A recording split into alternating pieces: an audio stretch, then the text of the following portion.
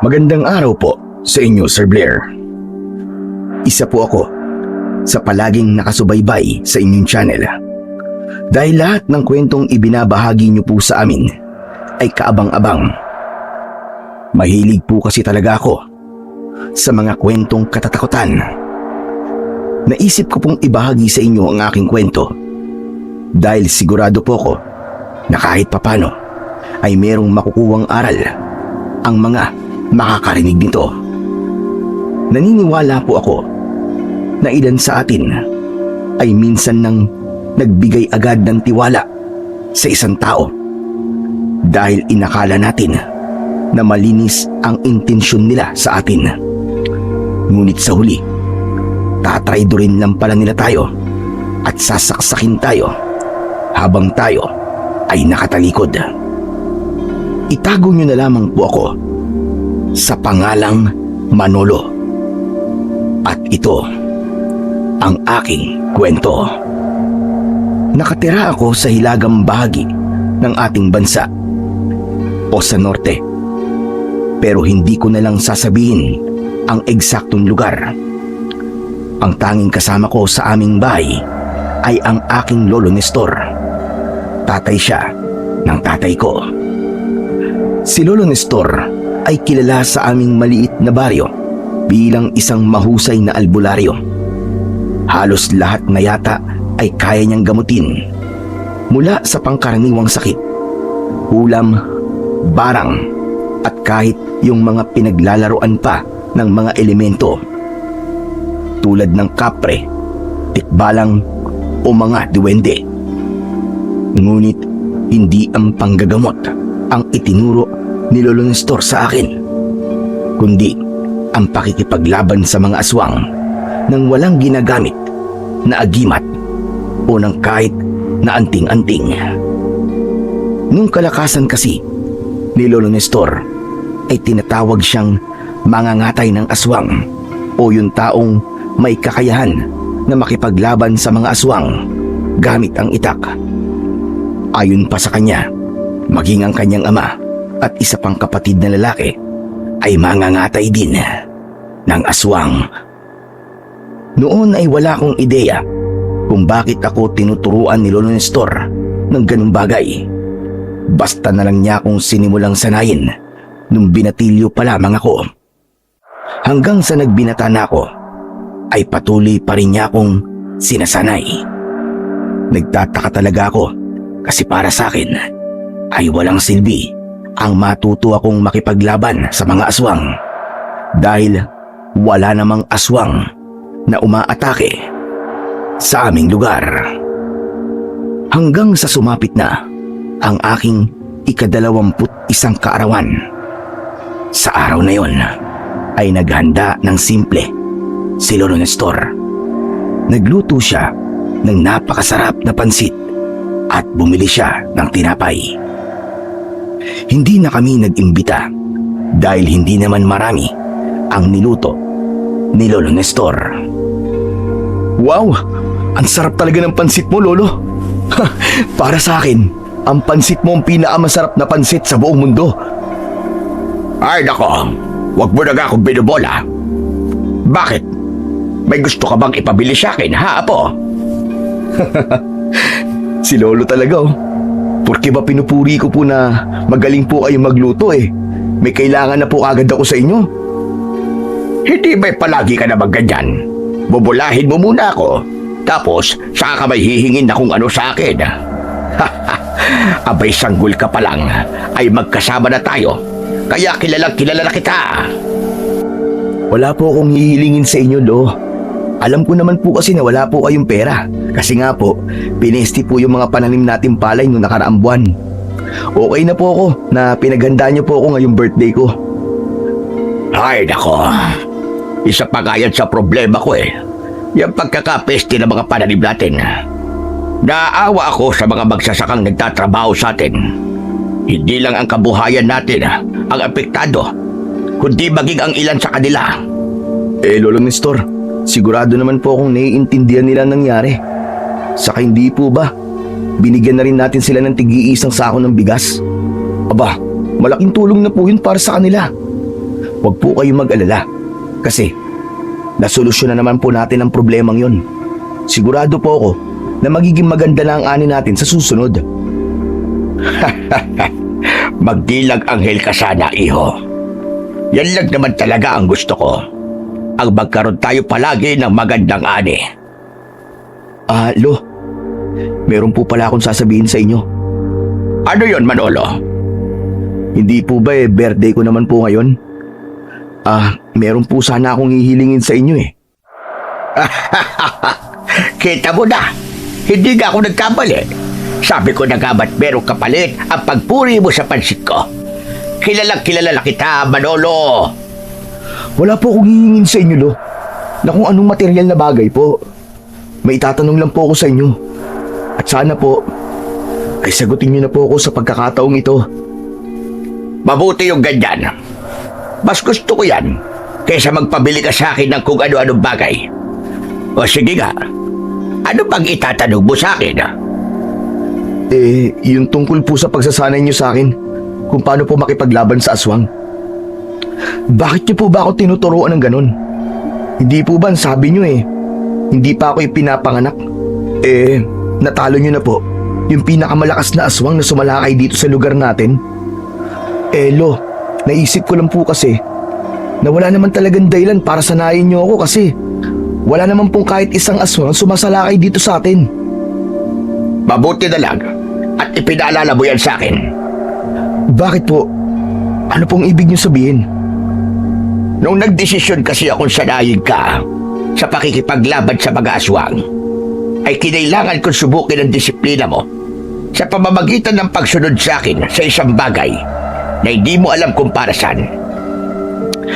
Nangako ko sa sarili ko na kapag tumungtong ka sa edad na 21, ay saka ko lang sasabihin sa iyo ang dahilan kung bakit kita sinasanay na makipaglaban sa mga aswang. At hindi lang yun ang sasabihin ko sa iyo, kundi ang isang bagay na tanging ang pamilya lang natin ang dapat na makaalam. Diyos ko, ano ho ba yan? Bigla naman po akong kinabahan sa sinabi niyong yan. Ano po ba yung bagay na ang pamilya lang po natin ang may alam? Bago ko sagutin yan, ay sasagutin ko muna ang una mong itinanong sa akin. Tinuturuan kita makipaglaban sa mga aswang dahil hindi natin alam ang pwedeng mangyari sa hinaharap. Maaari kasi na bigla na lang may mangyaring hindi natin inaasahan. Kaya dapat lang dahanda tayo. Lalong-lalo ka na, Manolo. Sa bagay, may punto naman po yung sinabi niyo. Lo, ano naman po yung isa pang dapat kong malaman? Sandali lang. Meron labang ako kukunin. Hintayin mo ko dyan. Tumayo si Lolo Nestor at nagpunta siya sa kwarto namin. Hindi ko alam, pero bigla talaga akong kinabahan. Wala kasi akong ideya sa kung ano yung bagay na pamilya lang namin ang dapat na makaalam. Hindi nagtagal ay bumalik na si Lolo Nestor. Inilapag niya sa lamesa ang isang bote na sa tansya ko ay 2 pulgada ang taas. Merong laman na parang abo ang bote. Lo, ano po yan? Ito ang maliit na parte ng puso ng napakalakas na aswang na si Dumalakaw. Ginawa namin itong abo ng aking tatay at inilagay sa bote ito. Teka, hindi po ba? Si Dumalakaw po yung kinuwento niyo sa akin na pinakamalakas na aswang na sumalakay po dito sa baryo natin dati? Tama ka. Mabuti naman at naaalala mo pa. Talagang nahirapan kami na talunin siya noon. Balik tayo sa abo ng puso ni Dumalakaw. Maliit lang ang bagay na ito, pero malaki ang nagagawa nito sa ating baryo. Ito ang nagsisilbing proteksyon ng baryo natin laban sa mga aswang. Hanggat nandito ang bagay na ito, ay walang kahit na sinong aswang ang makakatuntong sa nasasakupan ng ating lugar. Totoo po ba yung sinasabi niyo? Sa tingin mo ba ay nagsisinungaling ako?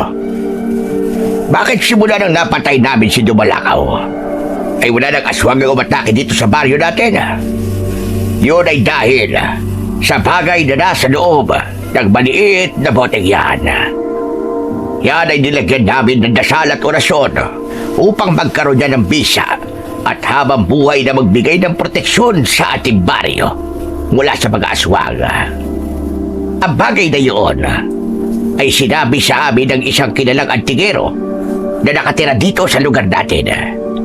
Pero matagal na siyang namatay. Sumalangit nawa ang kanyang kaluluwa. Ang astig naman po pala ng abo na yan, Lolo. Pero kung meron pong proteksyon ng baryo natin, Lo, bakit niyo po ako sinasanay sa pakikipaglaban sa mga aswang? Gaya na sinabi ko, hindi natin alam ang pwedeng mangyari sa hinaharap. Mas mabuti na maging handa tayo. Ang totoo, Apo, hindi ko ito sinasabi sa mga tao rito dahil ayoko maging kampante sila. Ayoko maalis sa sarili nila ang pag-iingat. At higit sa lahat, kung malalaman ng iba ang tungkol dito, siguradong makakarating yon sa mga aswang. Hindi nila pwedeng malaman ang dahilan kung bakit hindi sila nakakapasok dito sa baryo natin. At sinasabi ko sa iyo ang lahat ng ito dahil simula ngayon ay ikaw na ang magiging tagapangalaga ng bagay na ito. Ho? Ako po?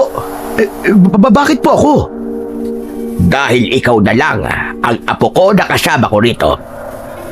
Kaya nga kita sinasanay sa pakikipaglaban para magkaroon ka ng kakayahan na protektahan ito. Huwag kang mag-alala, Manolo, Apo. Dahil ang gagawin mo lang naman ay ang itago ang boteng ito. Hindi ito maaaring mabasag. Dahil kapag nangyari yun, ay mawawala na ang proteksyon ng ating baryo mula sa mga aswang. Pero, Lo, bakit kailangang ipasa niyo po sa akin ang pag-iingat sa bagay na yan? Kayo na lang po magtago niyan, Lo. Aminin man natin o hindi, matanda na ako, Manolo. Hindi natin alam kung baka bukas o sa mga sumunod na araw, bigla na labag akong mamatay. Grabe naman po kayo magsalita, Lo. Mahaba pa po ang buhay niyo. Ang lakas-lakas niyo pa nga po eh. Kahit na pa mas mabuti nang ipasa ko na kagad sa'yo ang pangangalaga sa bagay na ito habang malakas pa ako. Paano nga kung bigla na lang ako mamatay nang hindi ko nasabi sa'yo kung ano ang bagay na ito? Di baka kapag nakita mo yan, itapon mo na lang yan ng basta. Kaya sige na, kunin mo na ang bote at ikaw na ang bahalang mag-ingat niyan. Mukhang wala naman po pala akong magagawa kundi ang pumayag sa sinabi niyo. Sa bagay, isang bote lang naman po yan. Itatago ko na lang po yan sa aparador ko kasi mukhang hindi naman yan mababasag doon. Huwag kang masyadong maging kampante. Sigurado ko na may mga aswang na lalo na yung nasa lahi ni Dumalakaw na nagtataka kung bakit hindi nila nagagawang pasukin ang baryo natin. At kapag nalaman nila ang tungkol sa bagay na yan, sigurado ko nagagawa sila ng paraan upang makuha at masira yan. Huwag po kayo mag-alala, Lo. Tatandaan ko po ang lahat ng sinabi niyo sa akin. Pero grabe lang po, ha. Birthday na birthday ko po tapos binigyan niyo po kagad ako ng tungkulin. Hayaan mo na. Nakatakda na talaga itong mangyari. Basta, wag mong hahayaan na mabasag ang boteng yan. At wag mong hahayaan na mapunta yan sa kahit na sinong aswang.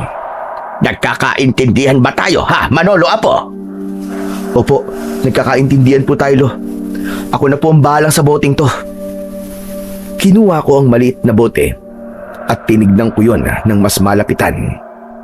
Habang hawak ko yon, ay hindi ko maipaliwanag ang aking nararamdaman. Kinikilabutan ako sa dahilang hindi ko alam. Naisip ko na baka dahil yon sa napakahalaga na bagay na yon sa aming baryo. At nang sandaling yon, hindi pa rin ako makapaniwala na dahil sa laman ng boteng yon ay walang kahit isang aswang ang nakakapasok sa aming baryo. Matapos kong malaman ang tungkol sa abo ng puso ni Dumalakaw, ay mas lalo akong humanga kina Lolo Nestor, sa kanyang tatay at sa kapatid niya na nakipaglaban noon sa mga aswang. Hindi ko kasi inakala na ganun kalaki ang nagawa nilang tulong sa aming baryo at sa lahat ng mga taong nakatira doon. Isang hapon, habang nagluluto ng hapunan si Lolo Nestor, ay nasa labas ako ng aming bahay. Hawak ko ang boteng kinalalagyan ng abo ng puso ni Dumalakaw. Namamangha pa rin ako na sa bagay na yon nakasalalay ang kapayapaan ng aming baryo. Maya-maya pa ay dumating ang kaibigan kong si Berto. Isa siya sa mga magsasakang nagtatrabaho sa taniman namin ng palay. Tumabi siya sa akin at tinapik niya ang aking braso. Uy, Chong! Bakit parang ang lalim yata na iniisip mo? Malayo pa ako pero kitang-kita ko na kanina ka pa nakatulala dyan ah. Wala, nagpapahinga lang ako. Ang dami kasi nating ginawa kanina sa taniman eh. Sa bagay, ako nga rin pagod na pagod pa rin hanggang ngayon eh. Pero mamayang gabi na ako magpapahinga. Ay, oo nga pala. Salamat dun sa pansit kahapon ah. Masarap. Ikaw ba nagluto nun? Hindi ako ah. Si Lolo Nestor ang nagluto nun. Ano bang alam ko sa pagluluto? Pambira ka naman, oo. Ay, belated happy birthday nga pala, Chong. Nakalimutan kitang batiin kanina eh. Ayos lang. Sanay naman ako sa pagiging makakalimutin mo eh. Teka, ano palang ginagawa mo rito? Huwag mong sabihin babalik ah. Hindi ba sinabi na kanina ni Lolo na wala mo nang babalik kasi bumabawi pa tayo sa pagkalugi natin noong nakaraang buwan? Hindi naman ako babali. Tatanungin kasi kita kung gusto mo sumama sa akin bukas sa kabilang baryo. Oh, bakit? Ano bang meron dun? Hindi mo ba alam? Pesta doon bukas. Makipesta tayo. May kakilala ka ba ron? Wala. Pero ayos lang yun. Ganun naman kapag pesta, di ba? Pwede tayo mag-bye-bye tapos makikain tayo. Naku, Yoko, nakakahiya. Di naman kasing kapal ng mukha mo ang mukha ko eh. Ikaw talaga, oo. Sayang naman ang tibog doon, tol. Grasya din yun. Sige na, sumama ka na sa akin. Araw ng pahinga natin bukas, di ba? Kaya mas mabuti na makipiesta na lang tayo sa kabilang baryo. Saka, meron din silang mga palabas. Ang balita ko, may artista pang araw na pupunta eh. Ano ka mo, artista? Talaga? Totoo ba yan? Oo naman. Kailan ba ako nagsinungaling sa'yo? O sige, sasama ako sa'yo. Hindi pa kasi ako nakakakita ng artista sa totoong buhay. Ayos! Wala nang bawian yan ha. Sasama ka na sa akin bukas ha. Oo na. Pero hindi ako sasama sa'yo para makikain sa kung kani-kanino ha. Sasama ako sa'yo kasi gusto ko lang makakita ng artista. Basta. Hindi tayo uuwi, hindi tayo busog at wala tayong dalang pagkain. Bahala ka sa buhay mo. Ang kapal talaga ng mukha mo. Sandali. Ano ba yung maliit na bote na hawak mo? Ano ba laman yan? Nagulat ako nang biglang inagaw sa akin ni Berto ang bote. Kukunin ko sana yon sa kanya. Pero bigla siyang tumayo at tinignan niya ng mabuti ang laman ng bote. Kinabahan ako nang akmang bubuksan ni Berto ang bote. Mabuti na lang at nagawa ko yung agawin sa kanya. Ikaw talaga kahit kailan napakapakialamero mo. Hindi ka man lang muna nagsabi sa akin kung pwede mo tong hawakan at buksan. Ano ba kasi meron sa boteng yan? Kung protektahan mo naman parang ginto ang laman yan ah. Parang abo lang naman ang nasa loob niyang bote. Hoy, importante sa akin ang boteng to. Lalo na ang laman ito. Ano nga nasa loob niyan? Sige na tol, sabihin mo na. Basta, hindi ko pwedeng sabihin sa'yo. Ang daya naman ito. Akala ko ba magkaibigan tayong dalawa? Bakit naglilihim ka sa akin ngayon? Di ba dapat ang magkaibigan nagsasabihan ng sikreto? Bakit? Porke ba kaibigan kita? May responsibilidad na akong sabihin ang lahat sa'yo? Alam mo, mas mabuti pa na umuwi ka na lang. Hindi. Uuwi lang ako kapag sinabi mo sa akin kung anong laman ng boteng yan.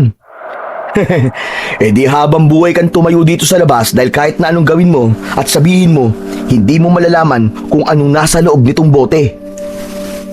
Nakakatampo ka naman. Sige na nga, hindi na kita pipilitin. Basta bukas yung lakad natin huwag mong kakalimutan yun. Dadaan ako sa bahay mo ng 10:00 ng umaga, okay? Oo na, hindi ko yung kakalimutan. Sige na, umalis ka na. Nang nakaalis na si Berto, ay dun lang ako nakahinga ng maluwag. Kinabahan talaga ako kanina, lalo na nung muntik nang buksan ni Berto yung bote. Kung nabuksan kasi niya yun at natapon yung laman nun, ay paniguradong isang napakalaking gulo ang nangyari. Doon ko napagtanto na hindi ko dapat ipinapakita sa ibang tao ang boteng yun, maliban na lamang kay Lolo Nestor. Nang sumunod na araw, sa almusal pa lang ay nagpaalam na ako kay Lolo Nestor ng tungkol sa lakad namin ni Berto. Pinayagan naman niya ako at ang sabi niya ay dapat lang na kahit minsan ay lumalabas-labas ako para makakilala ako ng ibang tao. Sa totoo lang kasi ay madalas akong nasa bahay lang, lalo na kapag araw ng pahinga. Hindi ako kagaya ni Berto na kung saan-saan nagpupunta. Ilang minuto bago sumapit ang 10:00 ng umaga ay umalis na ako. Nakasuot ako ng simpleng t-shirt at shorts. Nakatsinelas lang ako dahil sa kabilang baryo lang naman ang punta ko. Nang nakarating na ako sa bahay ni Berto ay natawa ko dahil bihis na bihis si Berto. Para siyang may pupuntahan na isang party ng mayayaman dahil nakasuot siya ng Amerikana. Anak ng putya! Ang gara na suot mo ah! Mukhang ibuburol ka! Loko! Siyempre kailangan kong pumorma no? At baka mamaya may makilala tayo ng magandang bebot. Dapat presentable akong tignan.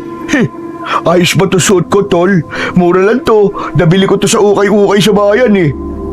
Maganda naman, kahit medyo malaki sa'yo ng konti. Kaya lang eh, hindi ka ba natatakot na isuot yan? Baka mamaya eh, patay na ang dating may-ari niyan. Sus!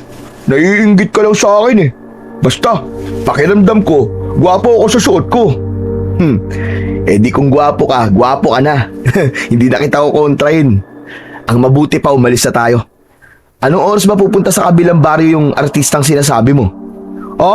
Mamayang 12:00 daw ng tanghali. Eh di tara na, mag-ikot-ikot muna tayo ron. At baka merong peryahan dun. Makapag-bingo man lang tayo o kahit color game. Hindi nagtagal, ay magkasama na kaming nagpunta ni Berto sa kabilang baryo. Sumalubong sa amin ang napakaraming tao. Halos lahat ng mga tao ay abala sa paghahanda ng mga pagkain. May nakita kaming peryahan, kaya dun muna kami pumunta. Naglaro kami ng color game at nang nanalo ko ng isang beses ay hindi na ako tumaya, habang si Berto ay halos maubos ang pera dahil ilang beses siyang tumaya para mabawi yung natalo sa kanya nung una. Hinila ko na si Berto palayo sa color game dahil pakiramdam ko ay hindi siya titigil hanggang sa maubos ang pera niya. Habang naglalakad kami palabas ng peryahan ay nakasalubong namin ang kapitan ng baryong yon. Sandali niya akong kinausap dahil nakilala niya ako na ako ang apo ni Lolo Nestor. Aniya ay napakahusay na mangangatay ng aswang ni Lolo. Tinanong ko rin sa kapitan kung anong oras darating yung artistang bibisita sa kanila sa piyesta. Pero sinabi ng kapitan na wala silang inimbitahang artista dahil wala naman silang budget para roon. Matapos kong kausapin ang kapitan, ay tuluyan na kaming umalis ni Berto sa peryahan. Ikaw loko ka talaga, Berto. Wala naman palang bisitang artista dito eh. Ikaw niloko mo lang ako no, para sumama ako sa'yo. Oo, tol. Alam ko kasi na noon mo pa gusto makakita ng artista eh. Kaya ginamit ko yun para sumama ka sa akin. Ayoko kasi na pupunta ako rito nang wala ako kasama eh. Ewan ko sa'yo, loko ka talaga. Ang mabuti pa, umuwi na lang ako. Teka, sandali lang. Mamaya na tayo umuwi. Di pa nga tayo nakakakain, ito naman oh. Hindi ko talaga gusto yung trip mo na yan eh. Nakakahiya. Piyesta naman dito tol, ano ka ba? Normal na sa mga tao rito na merong nakikikain sa bahay nila kahit hindi nila kakilala. O sige. Pero isang bahay lang ha. Pagkatapos natin makikain sa isang bahay, uuwi na ako. Ikaw, kung ayaw mo pang umuwi, bahala ka sa buhay mo. KJ naman ito. Hindi na ako nagsalita. Medyo diskumpiyado ako dahil buong akala ko ay makakakita ko ng artista sa totoong buhay. Siguro, iisipin ng iba na mababaw akong tao, pero para kasi sa kagaya kong lumaki sa isang liblib na lugar, ay maituturing kong isang magandang experience kapag nakakita ako ng artista. Habang naglalakad kami ni Berto, ay napansin ko na panay ang lingon niya sa aming likuran. Nung una, ay hindi ko yun pinansin. Pero hindi na ako nakatiis dahil nabahala na ako sa ginagawa niya. Teka, sandali nga. Ano ba nangyayari sa'yo, Berto? Bakit kanina ka palingon ng lingon dyan? Huwag ka maingay, tol. Hindi mo ba napapansin na parang kanina pa tayo sinusundan nung magandang babae sa likod natin? Ha? Sinong babae? Yun o, yung nakasuot ng bestidang bulaklakin. Sandali, tumigil muna tayo para makita mo siya. Huminto kami ni Berto sa gilid ng daan. May nakita akong babae na nakatayo sa tapat ng isang tindahan.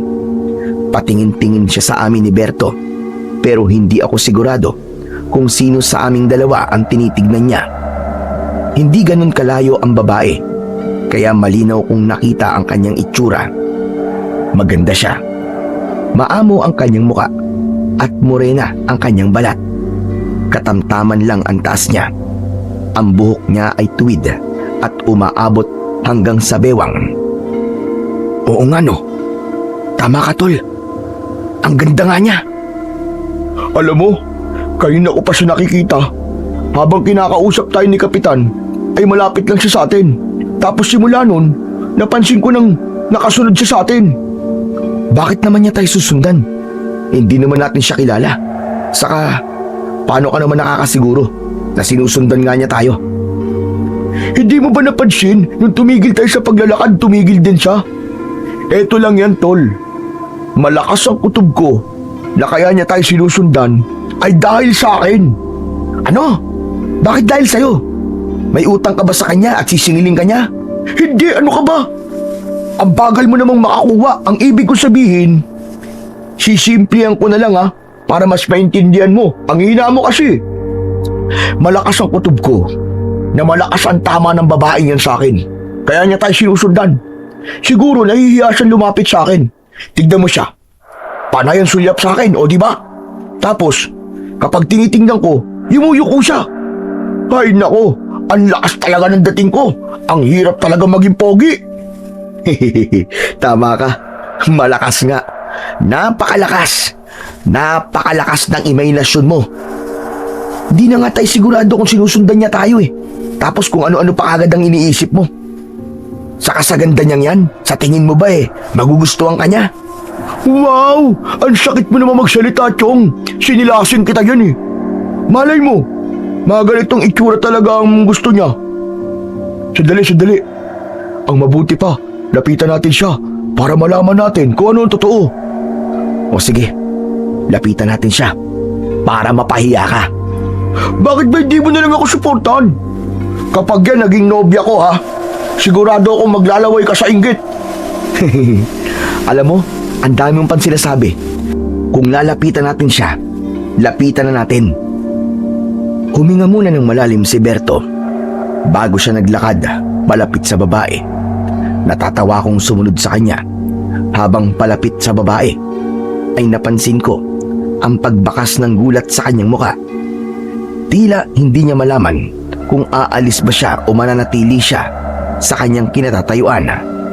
Hanggang sa tuluyan na kaming nakalapit sa babae, bumilis ang tibok ng puso ko dahil mas maganda pa pala siya sa malapitan.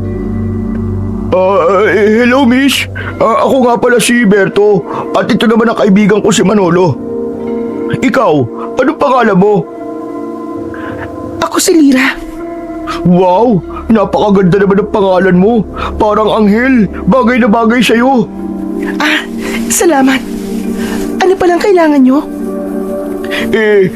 Kanina pa kasi namin napapansin na nakasunod ka sa amin Ramdam ko kasi na gusto mo akong kausapin pero nahihiya ka lang.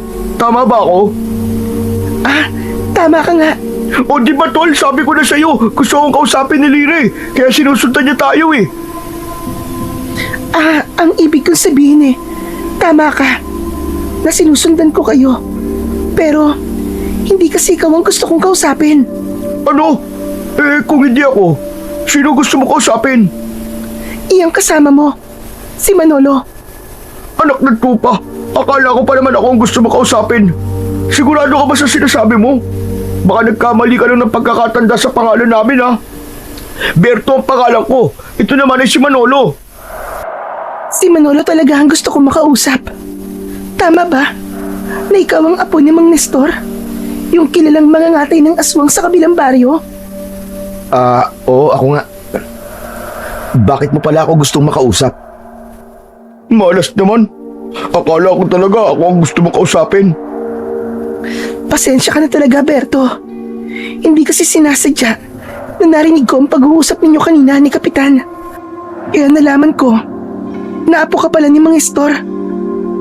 Nung buhay pa kasi ang tatay ko, palagi niyang ikinikwento sa akin ang tungkol kay Mang Nestor at kung gaano siya kagaling makipaglaban sa mga aswang. Ang sabi ng tatay ko, iniligtas ni Mang Nestor ang nanay ko nung ipinagbubuntis pa lamang ako. Isang aswang kasi ang gustong biktimahin si nanay. Pero pinatay ni Mang Nestor ang aswang na yon. Kaya kung hindi dahil sa lolo mo, baka hindi ako nagawang isilang ng nanay ko. Ganun ba? Nakakatuwa namang marinig ang kwento mo na yan, Lira. Pakisabi sa lolo mo. Maraming salamat. Hayaan mo at makakarating yan sa kanya. Ano palang pangalan ng tatay at nanay mo? Lauro ang tatay ko. Ang nanay ko naman ay Aida. Sige, sasabihin ko kay Lolo at sigurado ako na matutuwa yun. Sumasaya kasi siya kapag may taong lumalapit sa kanya para magpasalamat sa mga nagawa niya noon. Nakangiting tumango si Lira. Hindi na siya nagsalita pero nanatili siyang nakatitig sa aking muka habang hindi naaalis ang kanyang napakatamis na ngiti. Nakaramdam ako ng hiya, napayuko ako at nang muli akong tumingin sa kanya ay hindi ko na napigilan ang ngumiti. May itatanong o sasabihin ka pa ba, Lira? Wala na. Yun na naman ang gusto kong sabihin sa'yo. O siya, sige, aalis na ako. Isang malaking karangalan para sa akin na nakilala ko ang apo nang nagligtas sa buhay ko at sa nanay ko noon. Nang nakaalis na si Lira, ay nanatili akong nakatulala. Parang ako lang ang taong naroon at wala na akong pakialam sa paligid ko. Napapitlag ako nang pumapalatak si Berto sa harapan ng aking mukha. Grabe ah. Ang tagal mo nakatulala ah. Nagandaan ka rin kay Lira no? Maganda naman talaga siya. Sa bagay, kahit sino magagandaan sa kanya.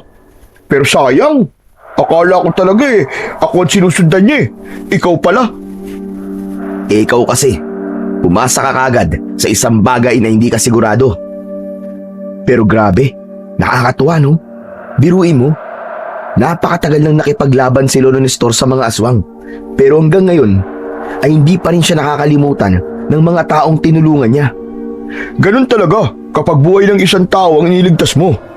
Habang buhay ka na nilang maaalala. Pero Chong, balik tayo kay Lira. Alam mo Chong, iba yung tingin niya sa'yo kanina Para bang may gusto siya sa'yo. Ikaw talaga puro kakalokohan.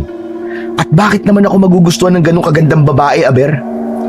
Bakit ba ang baba ng tingin mo sa sarili mo? Hoy Chong, gwapo ka. Pero siyempre, mas gwapo pa rin ako sa'yo. Konting-konti lang ang lamang ko sa'yo. Basta, iba yung tingin niya sa'yo. Pakiramdam nga yata niya kanina, wala ako sa tabi mo. Kasi hindi niya ako tinitignan Sa'yo lang nakatutok yung mga mata niya. Ewan ko sa'yo. Ikaw pagdating sa babae, ayoko maniwala sa mga sinasabi mo Bakit naman? Hindi ba, ang akala mo ikaw ang kakausapin ni Lira, kaya niya tayo sinusundan. Dun pa lang, nawala ng tiwala ako sa'yo sa pagbabasa mo sa kilos ng mga babae. Kinausap pa rin naman niya ako Hindi ba counted yun? Hindi.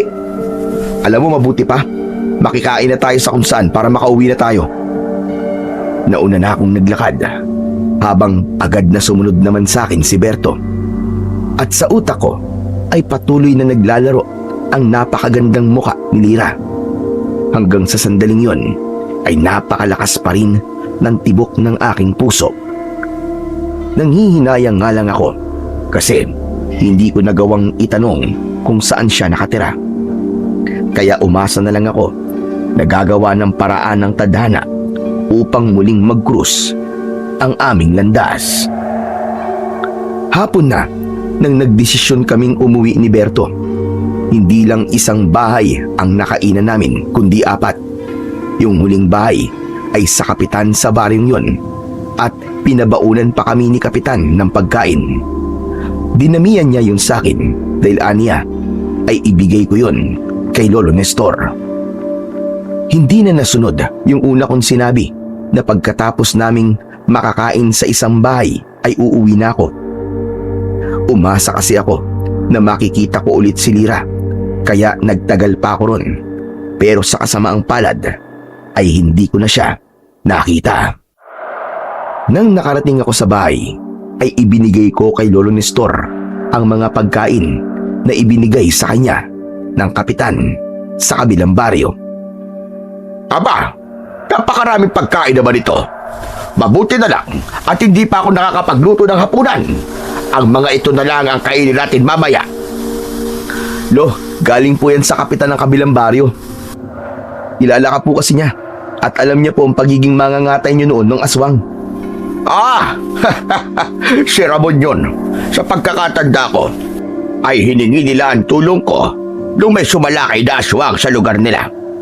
Nakakatuwa naman na natatandaan pala niya ako kahit napakatagal na noong huling beses kaming nagkita.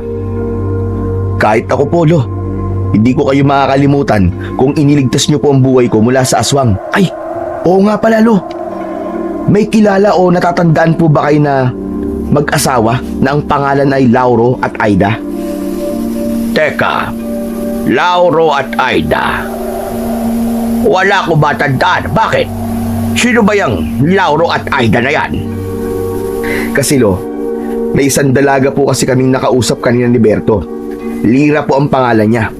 Lauro at Aida po ang pangalan ng mga magulang niya. Ang sabi po niya sa akin, nung ipinagbubuntis siya ng nanay niya, ay iniligtas niyo ang nanay niya mula sa isang aswang. Pinapasabi po niya na maraming salamat daw po, Lo. Talaga ba? Sigurado ba siya na ako nagligtas sa nanay niya? Eh yung po sabi niya sa amin ni Berto eh. Wala kasi ako natatandaan na meron akong iniligtas na buntis mula sa isang aswang. Eh baka kaya hindi niyo po maalala dahil napakatagal na po nun. Eh halos kaedad ko na po yung dalagang yun eh. Tsaka sa dami na rin po siguro nung nakalaban yung aswang ay hindi niyo na po talaga maaalala. Siguro nga, hindi lang kasi ako rito sa baryo natin nakikipaglaban nun sa mga aswang. Maraming lugar ang lumalapit sa akin doon. At sa tatay at sa kapatid ko para hingi ng aming tulong. Ang hirap talaga kapag tumatanda na. Ang dami ng nakakalimutan. Kumbaga'y nagiging ulyanin na. Ayos lang po yan, Lo. Ang importante ay hindi po kayo nakakalimutan ng mga natulungan niyo noon. Habang buhay na po kayo nakatatak sa puso at isip nila. Pero Lo, bigla ko lang po naisip na may posibilidad ba na kaya nyo rin po ako sinasanay na makipaglaban sa mga aswang ay dahil makikipaglaban din po ako sa mga aswang sa ibang lugar. Ganun na nga, Apo. Dito kasi sa atin ay maliit na ang tsansang makipaglaban ka pa sa mga aswang dahil meron nga tayong proteksyon. Pero ang ibang lugar ay wala. Kaya kita sinasanay ay upang makatulong sa mas maraming tao sa problema nila sa mga aswang. At sana, kapag dumating ang panahon na wala na ako, ay ipagpapatuloy mo ang tungkulin na iiwan ko sa iyo. Sana ay huwag kang mag-alinlangan kapag merong nangangailangan ng tulong mo. Naiintindihan ko po kayo, Lo. Alam ko po na nasa dugo po natin ang pagiging mangangatay ng mga aswang. At isa pong malaking karangalan para sa akin, nakabilang po ako sa pamilyang ito. Ngayon pa lang ay gusto ko nang sabihin sa iyo na ipinagmamalaki kita, Manolo. Nakikita ko na kagad na magiging isa kang napakahusay na mangangatay ng aswang. Maluwa-luwa akong napangiti sa mga sinabi ni Lolo Nestor sa akin. Minsan lang kasi kami mag-usap ng ganun kaseryoso, tapos binanggit pa niya na baka dumating ang araw na mawawala na siya. Mahal na mahal ko kasi ang aking Lolo Nestor, at kahit alam kong matanda na siya, ay nais ko pa rin siyang makasama ng mas matagal. Gusto ko pang makita niya ang unang beses na makikipaglaban ako sa mga aswang, at kung pwede nga lang ay hanggang sa pinakahuli. Pero ganun pa man, gaya ng palaging sinasabi ni Lolo Nestor, ay hindi namin nahawak kung anong mangyayari sa hinaharap. Kaya habang nasa tabi ko pa si Lolo, ay talagang sinusulit ko ang bawat minuto na kasama ko siya. Sa mga lumipas na araw, ay naging abala ako sa pagsasanay sa pakikipaglaban. Mag-isa ko na yung ginagawa dahil si Lolo Nestor ay nakatutok sa taniman namin ng palay. Tiwala si Lolo Nestor na kaya kong gawin yon ng mag-isa. Ngunit maraming beses na sa gitna ng aking pagsasanay ay bigla akong napapahinto at napapangiti sa kawalan. Bigla na lang kasing sumasagi sa isip ko ang napakagandang muka ni Lira. Paulit-ulit kong naaalala yung maikli naming pag-uusap at kung paano siya magsalita at ngumiti. Ano ba nangyayari sa akin? Hoy Manolo! Bakit ba palagi ko na lang siya naiisip? Parang hindi na normal to ah. In love na yata ako sa kanya. Kanino ka in love, tol?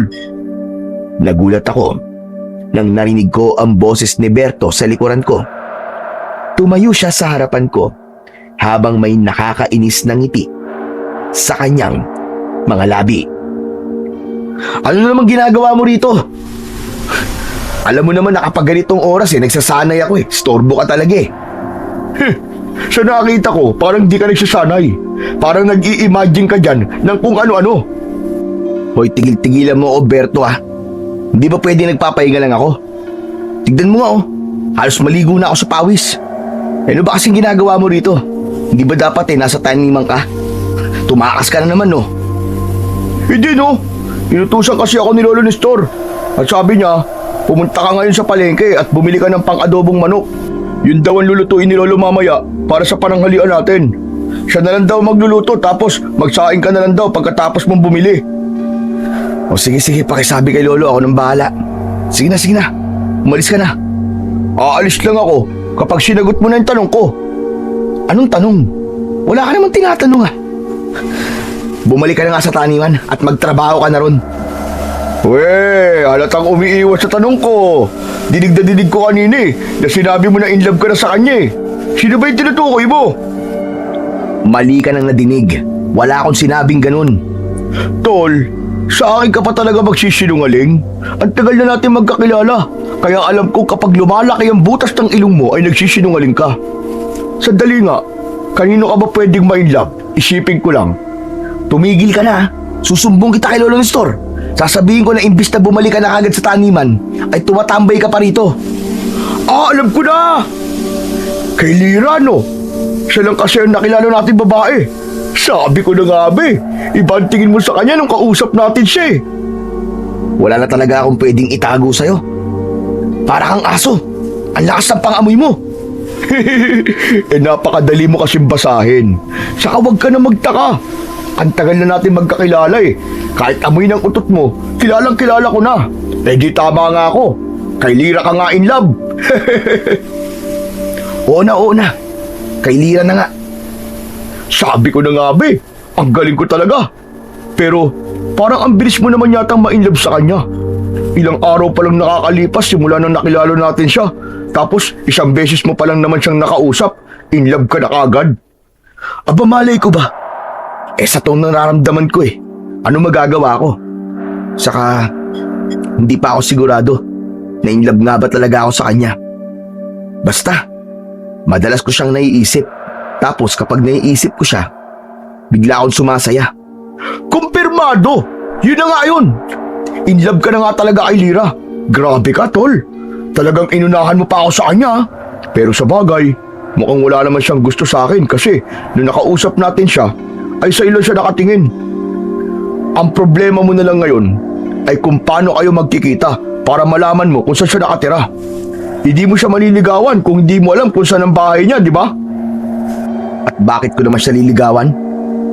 Alam mo minsan, nakakainis ka na rin, no? Masyado kang pa-inosente. Kaya mo liligawan si Lira para maging syota mo siya. Ikaw rin, kapag hindi mo siya niligawan, baka mamaya yan ligawan niyo ng iba. Baka nga sa ngayon, marami na nanliligaw sa kanya At hindi na yun nakapagtataka kasi napakaganda niya naman talaga. O paano? Babalik na ako sa palayan baka mamaya yan hinahanap na ako ni Lolo Nestor Basta, kung gusto mo talaga si Lira, ipagdasal mo na magkita ulit kayo. At huwag mong sasayangin ang pagkakataon kapag nagkita na kayo Ligawan mo na kagad siya. Ewan ko sa'yo. Sige na, umalis ka na. Para makapunta na rin ako ng palengke. Nang nakaalis na si Berto, ay mabilis akong naligo at nagpalit ng malinis na damit. Matapos yun, ay nagtungo na ako sa palengke. Madalas ay ako ang pinapabili ni Lolo Nestor kapag magluluto siya ng pananghalian para sa mga magsasaka sa aming taniman. Kaya alam ko kung gaano karami ang bibilhin ko. Mabilis kong nabili ang mga kailangan ko para sa lulutuing adobong manok ni Lolo Nestor. Palabas na ako ng palengke nang may bumanggang tao sa likuran ko. Pagharap ko ay nakita ko si Lira na nakaupo sa lupa habang may nakakalat na mga mansanas sa tabi niya. Agad ko siyang tinulungan. Pinulot ko ang mga mansanas at ibinalik ko yon sa plastik na dala niya. At inalalayan ko siya sa pagtayo. Ayos ka lang ba? May masakit ba sa'yo? Ayos lang, ayos lang. Pasensya ka na. Nagmamadali kasi ako kaya hindi kita napansin. Aba, Manolo, ikaw pala yan. Ako nga. Hindi ko akalain na sa ganitong paraan pa tayo magkikita ulit. Kaya nga, sorry talaga Nakakahiya tuloy sa'yo. Baka isipin mo, hindi ako marunong mag-ingat. Hindi naman. Nangyayari naman talaga ang aksidente at hindi natin yun maiiwasan. Pero sigurado ka bang ayos ka lang, Lira? Okay lang ako. Mukhang ang dami mo yatang pinamili Oo. Magluluto kasi si Lolo Nestor ng adobong manok para sa mga trabador namin sa palayan. Ang lolo mo magluluto ng pagkain para sa mga trabador nyo? Grabe, talaga palang napakabait niya. Alam mo, gusto kong makilala si Mang Nestor. Gusto kong personal na magpasalamat sa kanya. Naku, sigurado ako matutuwa yun. Kaya lang, nung binanggit ko kay Lolo yung nanay at tatay mo, ang sabi niya, hindi niya sila natatandaan. Matanda na kasi talaga si Lolo Nestor kaya makakalimutin na siya. Saka, marami kasi siyang tinulungan nun. Kaya nahihirapan na siyang matandaan silang lahat. Pero kung gusto mo siyang makilala, pwede kang sumama sa akin ngayon. Gusto ko sana pero nagmamadali kasi ako. Kailangan ko nang umuwi kasi may nakasalang akong sinaing. Kung ganun, ihahatid na kita sa bahay niyo. Kung okay lang sa'yo.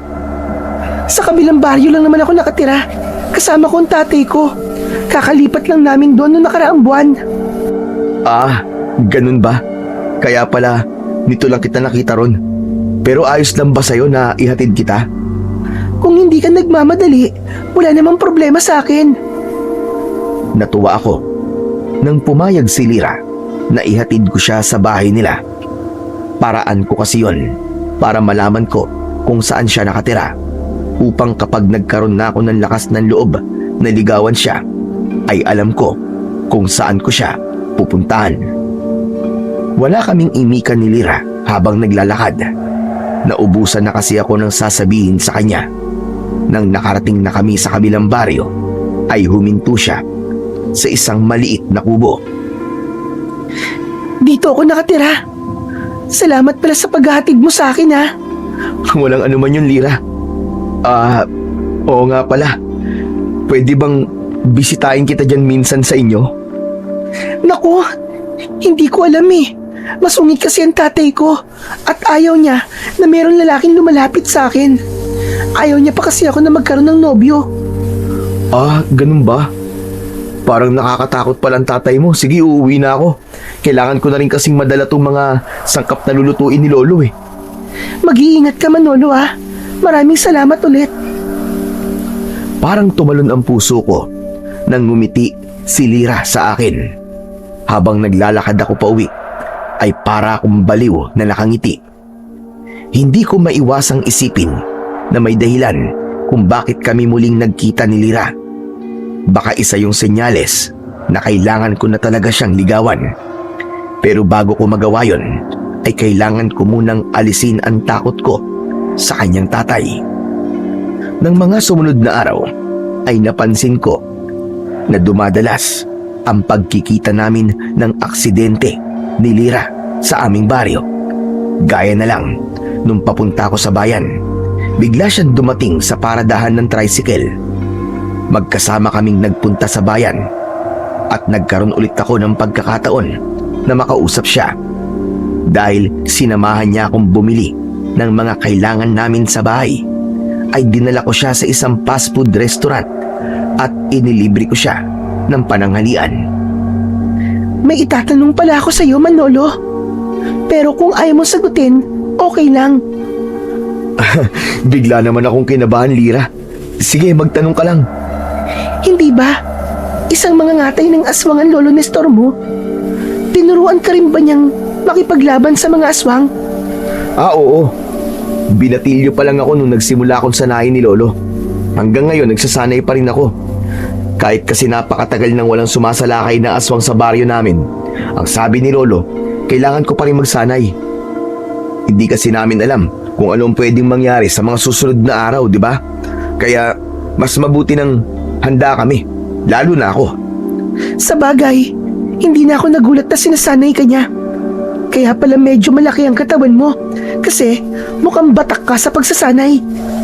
Ah, napansin mo pala. Maraming salamat. Pero nakakatuwa lang na matagal na palang walang aswang na sumasalakay sa baryo nyo. Meron ba kayong sikreto? Sikreto? Saan? Bakit wala nang aswang na naglalakas loob na sumalakay sa lugar nyo?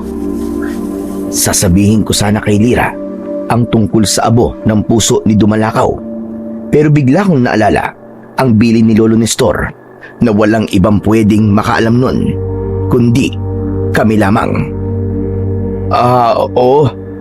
Meron kaming sikreto kung bakit hindi na kami sinasalakay ng aswang. Talaga? Ano yun? Sikreto nga, di ba? Kaya hindi ko pwedeng sabihin sa'yo at sa kahit na sino. Ang daya mo naman. Pasensya ka na, Lira. Mabigat kasing bilin ni Lolo na walang pwedeng makaalam ng sikretong yon. Kaming dalawa lang talaga ang pwedeng makaalam. Hindi na nga kita pipilitin. Matapos yun, ay napansin ko na biglang tumahimik si Lira. Hindi ako sigurado kung dahil ba sa hindi ko sinagot ang tanong niya, kaya siya naging ganun. Pagkatapos naming kumain, ay bumiyahe na kami paalis ng bayan. Habang naglalakad kami, ay nag-isip ako ng bagay na pwede naming mapag-usapan dahil hanggang sa sandaling yon ay hindi pa rin nagsasalita si Lira. Lira, pasensya ka na pala kung hindi ko pwedeng sabihin sa iyo yung dahilan kung bakit wala nang aswang ang sumasalakay sa baryo namin. Magagalit kasi si Lolo Nestor sa akin kapag sinabi ko yun sa iba. Napansin ko kasi na bigla kang tumahimik. Galit ka ba sa akin? Ano ka ba, Manolo? Hindi ako galit sa'yo. Naiintindihan ko naman Siguro, medyo nagtatampo lang. Kasi, parang wala ka pa rin tiwala sa akin. Hindi naman sa ganun. Alam mo, mabuti pa. Sumama ka na lang sa bahay namin. Tamang-tama kasi nandun si Lolo. Hindi ba gusto mo siyang makilala? Ngayon na talaga? Oo, ano? Tara na. Baka pwedeng sa ibang araw na lang.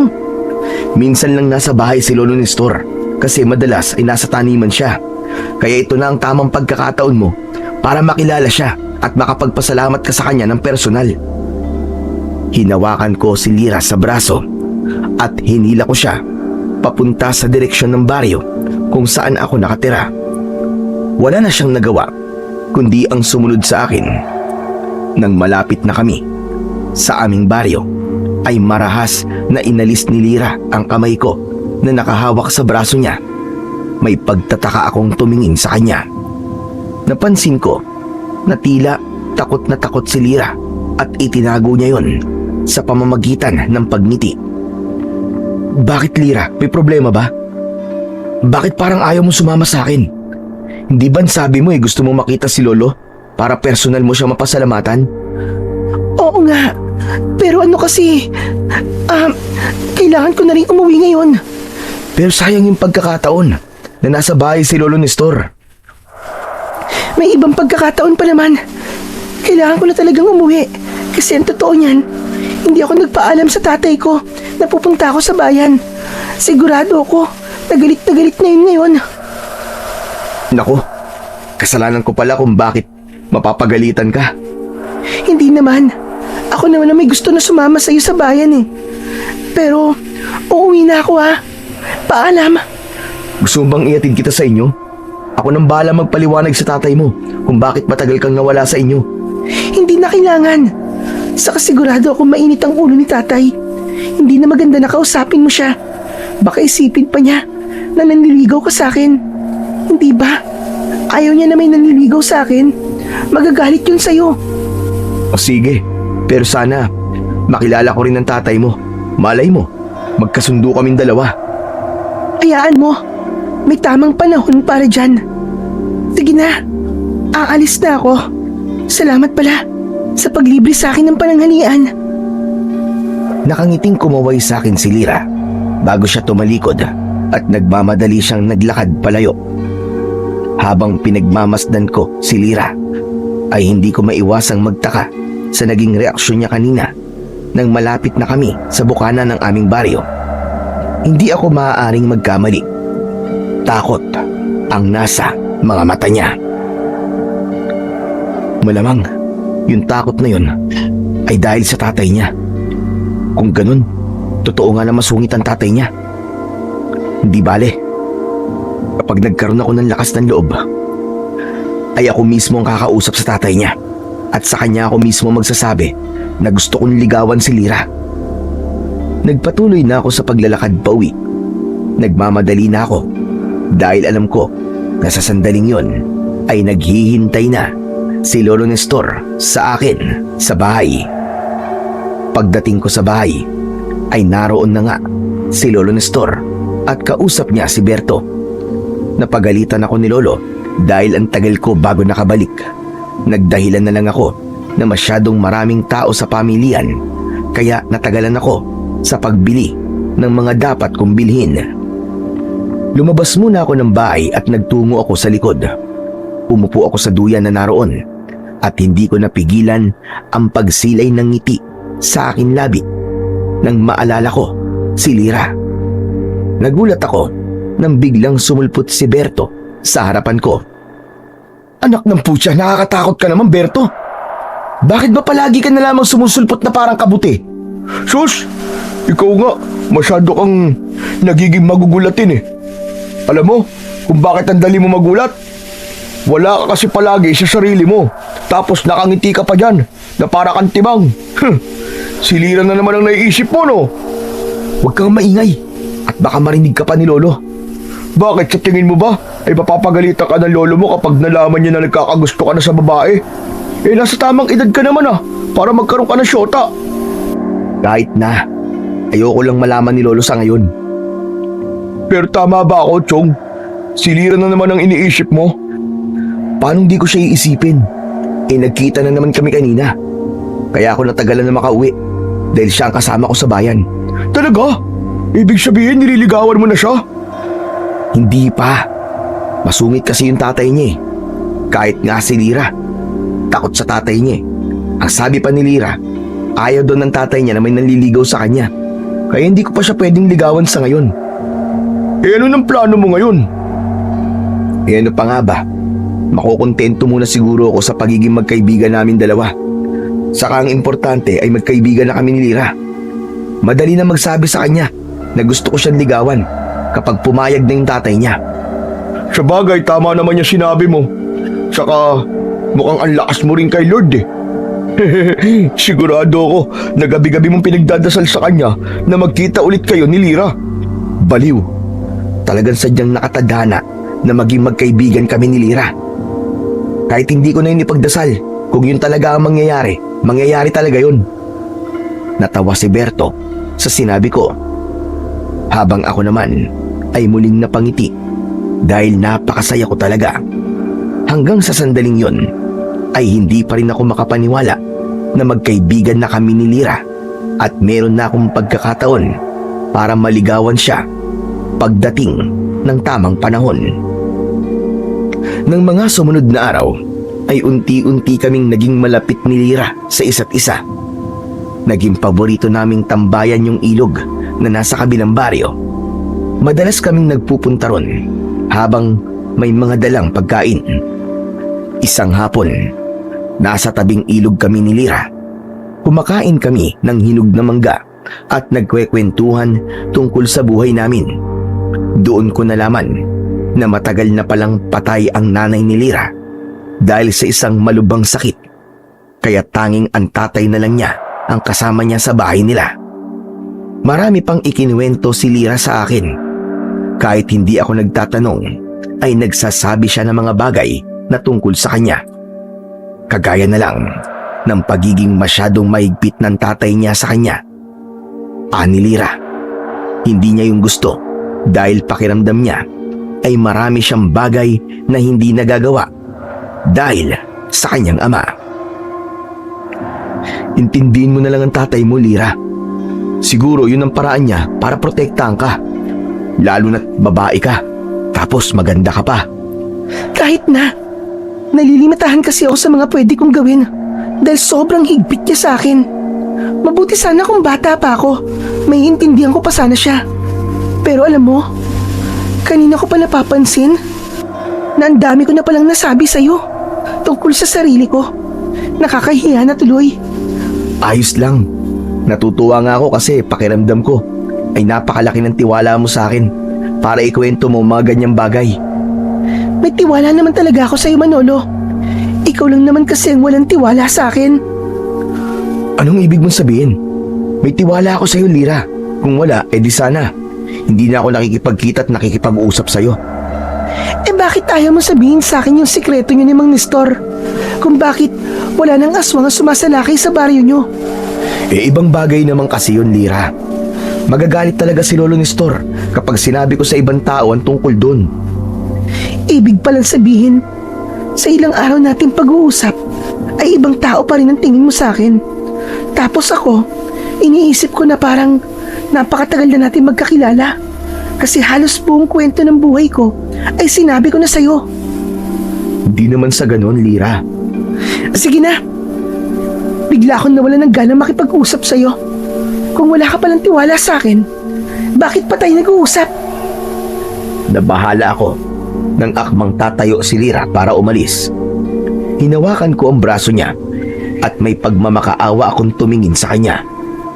Teka, sandali lang, Lira. Huwag ka namang umalis ng galit ka sa akin, oh. Sige. Sasabihin ko na sa yung sikretong yun.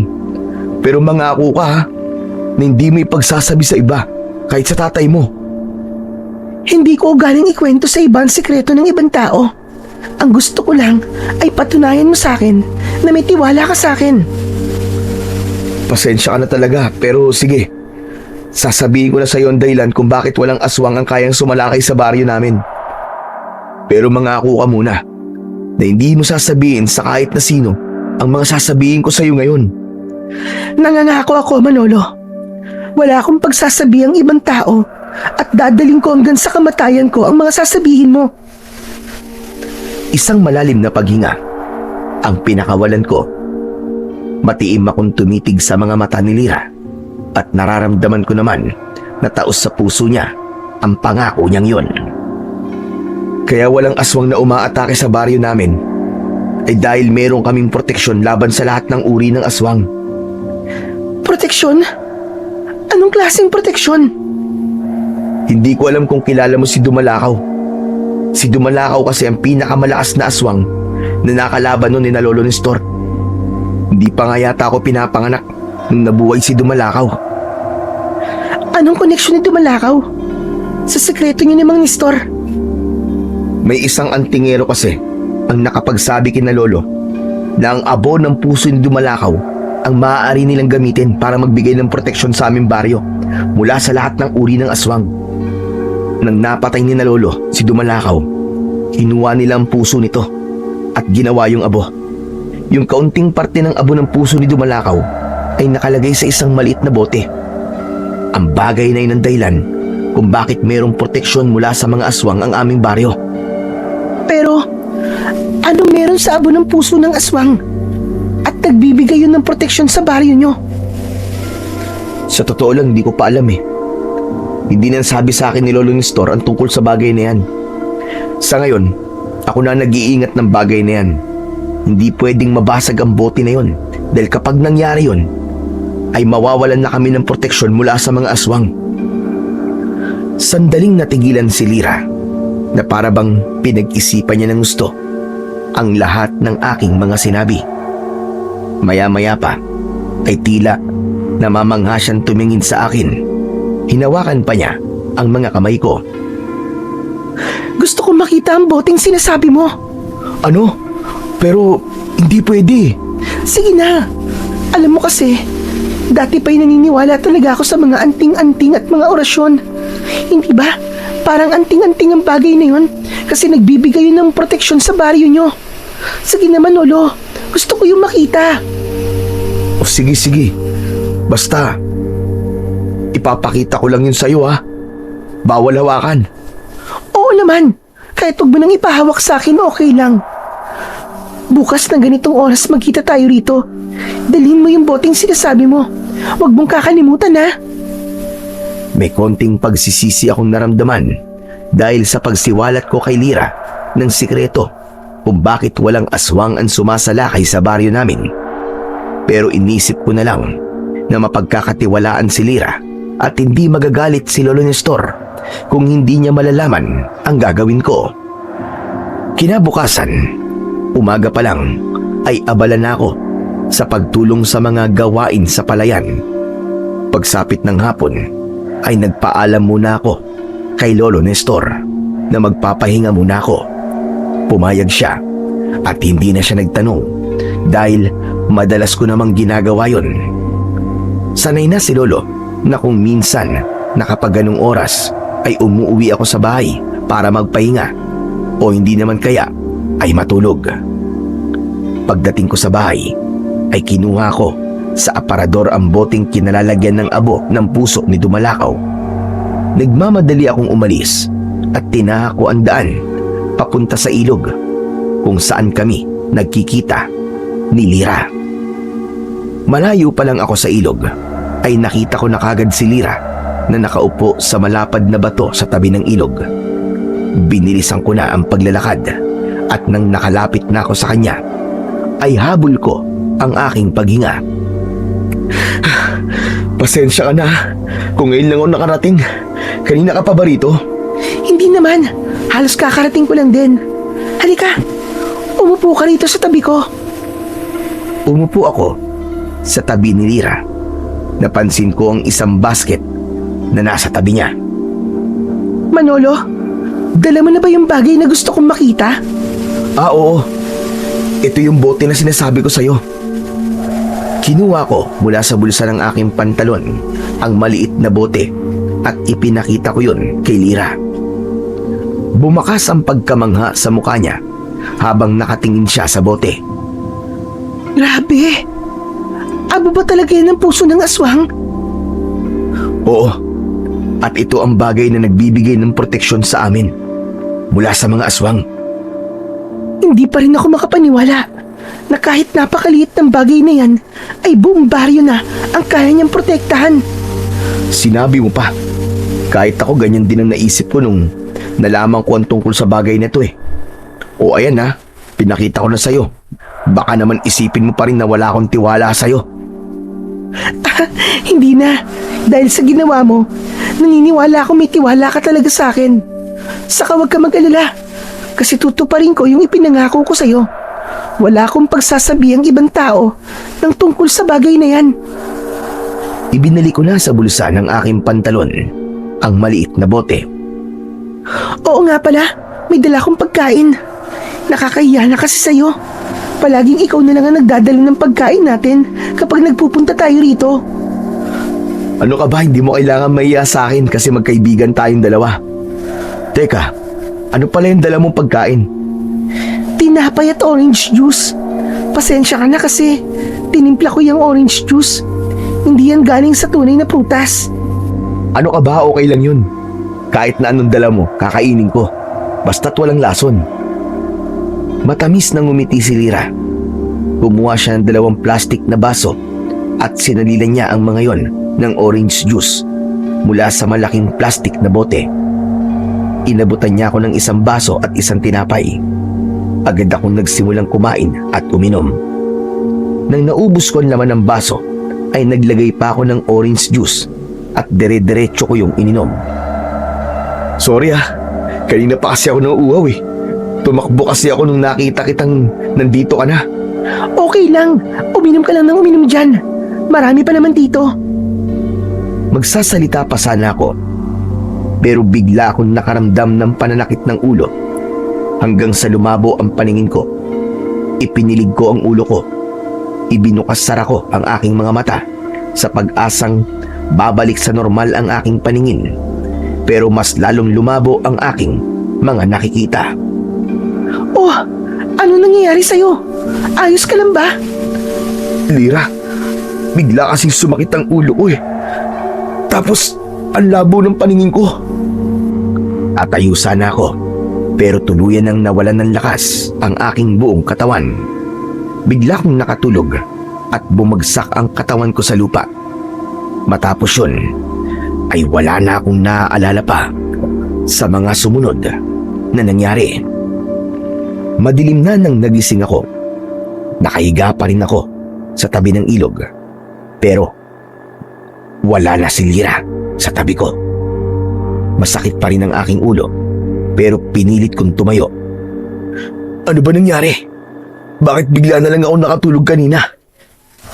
Teka, nasan si Lira? Bakit naman iniwan niya ako rito? Hindi ko alam, pero kusang gumalaw ang kamay ko. Kinapa ko ang bote na nasa aking bulsa. Nanlamig ang buo kong katawan nang hindi ko nakaparoon ang bote. Maging ang ibang bulsa ng aking pantalon ay kinapa ko rin. Pero wala rin doon ang bote. Hinanap ko yun sa kung saan ako nakahiga. Pero bigo akong matagpuan doon ang boteng naglalaman ng abo ng puso ni Dumalakaw. Si Lira! Hindi kaya siyang kumuha ng bote? Pero bakit naman niya gagawin yun? Para masagot ang aking katanungan, ay naglakas loob akong puntahan ang bahay ni Lira. Kahit medyo nahihilo pa ako, ay pinilit ko pa rin ang maglakad ng mabilis. Nakasarado ang pinto ng kubo ni Lira. Kumatok ako roon at isang matandang babae ang nagbukas ng pinto. Sa loob ay meron pa akong nakitang isang matandang lalaki at 2 batang babae. Nagtaka ako dahil ang akala ko ay ang tatay lang ni Lira ang kasama niya sa bahay. Ganun pa man, tinanong ko pa rin ang matandang babae kung nasaan si Lira. Ayon sa matandang babae, ay walang Lira na nakatira doon. Aniya, baka raw nagkamali ako ng bahay na pinuntaan. Mas lalo akong naguluhan. Wala na akong nagawa kundi ang maglakad pa uwi sa bahay namin. Pinag-isipan ko ang lahat ng nangyari at nagkaroon ako ng hinala na baka hindi talaga roon nakatira si Lira. Doon ko lang din naalala na kahit isang beses ay hindi ko nakitang pumasok si Lira sa bahay na yon. Nang nakarating na ako sa bahay namin, ay agad akong sinalubong ni Lolo Nestor at Berto. Bakas sa mukha nila ang pag-aalala. Wala ako sa aking sarili nang umupo ako sa aming sala. Tol, Mabuti naman at nakauwi ka na. Saan ka ba nagpunta? Bakit ngayon ka lang umuwi? Kanina pa kami naghahanap ni Lolo Nestor sa'yo eh. Halos kakauwi nga lang namin. Kasi iniisip namin na baka bigla kang dumating dito. Ang sabi mo ay magpapahangin ka lang dito sa bahay. Pero pag uwi ko rito ay wala ka. Sa susunod na alis ka at matatagalan ka bago bumalik, ay magpaalam ka naman para hindi ako nag-aalala sa'yo. Tumingin ako kay Lolo Nestor. Naisip ko na huwag ipaalam sa kanya na nawawala ang boteng naglalaman ng abo ng puso ni Dumalakaw. Alam ko kasi na magagalit talaga siya sa akin ng sobra kapag sinabi ko yun. Pero napagtanto ko na hindi ko masusolusyonan ang problemang yun kung hindi ko yun ipapaalam sa kanya. Lo, ano kasi, meron po akong sasabihin sa inyo. Lo, alam kong magagalit ka. Pero kailangan mo talaga itong malaman eh. Ano ba yon? Magsalita ka na kagad at mas lalo ko kinakabahan sa'yo eh. Yung ano po kasi Lo eh, yung binigay niyo sa akin, yung bote, nawawala po eh. Anong bote? Huwag mong sabihin yung bote na naglalaman ng abo ng puso ni Dumalakaw ang tinutukoy mo. Yun na nga po, Lo. Patawad po kung hindi ko po yun naingatan. Sandali lang. Ano bang bote na may laman na abo ang sinasabi nyo? Bakit kung mag-usap kayo eh? Parang sobrang importante ng bagay na yun. Ano ba yun? Huwag ka na munang makisali sa usapang ito, Berto. Manahimik ka na muna. Lo, sorry po talaga. Hindi ko po gustong mangyari yun. Aaminin ko po na naging pabaya po ako kaya po yun nawala. Saan mo yun naiwala? Saan? Sabihin mo, alalahanin mo. Yung bago ko po kasing kaibigan na babae na si Lira. Naikwento ko po sa kanya yung tungkol dun sa bote. Tapos ang sabi niya, ay gusto po niyang makita yun. Nang nagkita po kami kanina, ay dinala ko yung bote at ipinakita ko po yun sa kanya. Tapos yun, di ko na po alam ang nangyari. Kumakain lang po kami tapos bigla po ako nawalan ng malay. Nang nagising po ako, wala na po sa bulsa ko yung bote. Hindi mo ba alam na inilagay mo sa napakalaking panganib ang lahat ng tao sa baryo natin dahil sa kapabayaan mo na yan, Manolo? Alam mo kung gaano kahalaga ang boteng yun. Tapos ay hindi mo iningatan. Alam ko naman po yun, Lolo Nestor.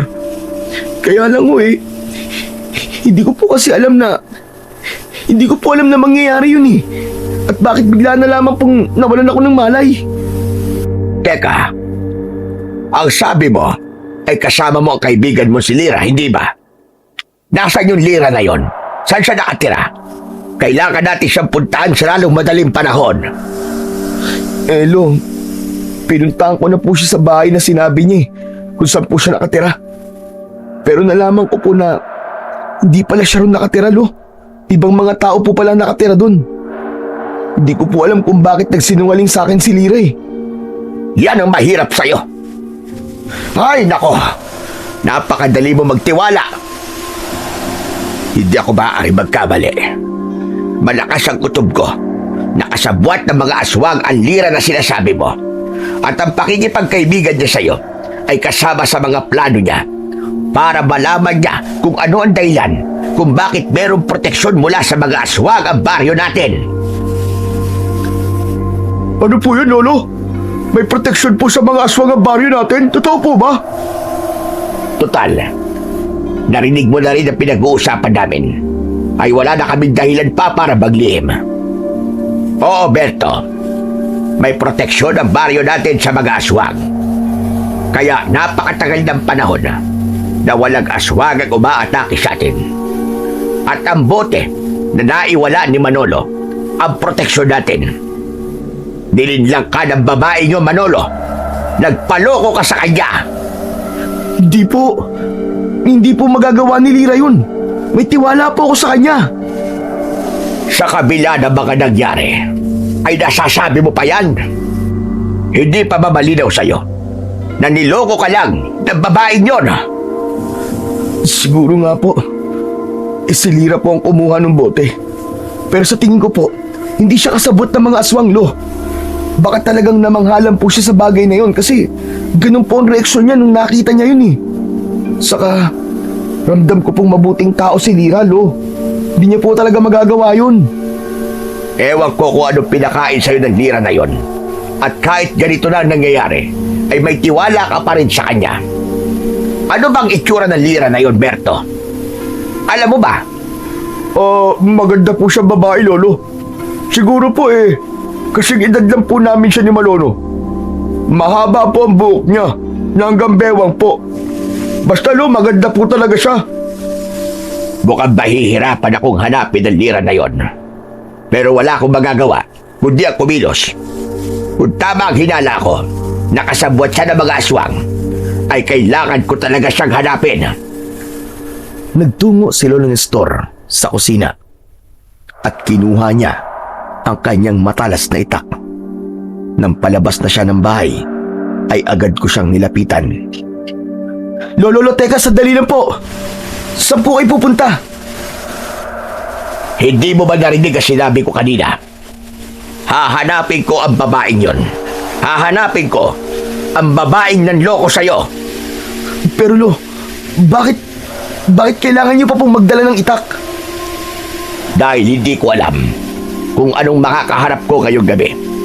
Ngayong wala ng proteksyon sa mga aswang ang lugar na ito, ay kailangan dala ko na palagi ang aking itak.